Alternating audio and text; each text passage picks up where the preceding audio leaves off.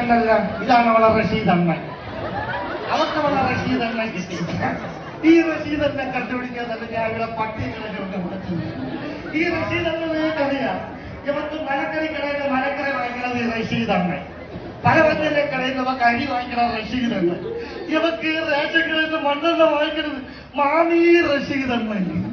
അകത്തോട്ട് തൊട്ടിൽ കിടന്ന് ആടുന്നത് തനി റഷീദ് അണ്ണൻ. ഈ റഷീദ് അണ്ണൻ ഞാൻ പിടിക്കുന്നത്. റഷീദ് വള്ളിക്കാരി പിടിച്ചിട്ടാണ്. പ്രിയമുള്ളവരെ, ഒരു പ്രത്യേക അറിയിപ്പുണ്ട്. റഷീദ് അണ്ണൻ ചൈനീസ് പേരൊക്കെ മാറ്റി കൊടുത്ത പാവാടയുടെ വള്ളിയിൽ റഷീദ് അണ്ണൻ തൂങ്ങിയിരിക്കുകയാണ്. ഏത് നിമിഷവും റഷീദ് അണ്ണൻ അങ്ങ് പോവും, എന്റെ പിണ്ടാട്ട് ഇങ്ങ് കിടക്കും, അവളെ പാവാട നിറയെ കിടക്കും. അത് അങ്ങനെയല്ല, അങ്ങോട്ട് ക്യാച്ച് എങ്ങനെയാണെന്ന് ആലോചിച്ചു.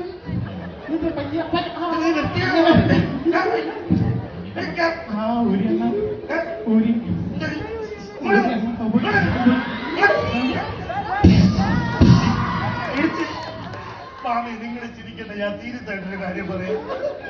ചിരിക്കരുത്, ഈ മുഖത്ത് നോക്കി ചിരിക്കല്ലേ, എനിക്ക് ചിരി വരും. യവക്ക് ഇത് കണ്ടായി നീളം. യവക്ക് ഓരോ ദിവസം ഓരോ നൈറ്റ് ഇടണം, കളർഫുള്ളായിട്ട് ഇങ്ങനെ നിൽക്കണം.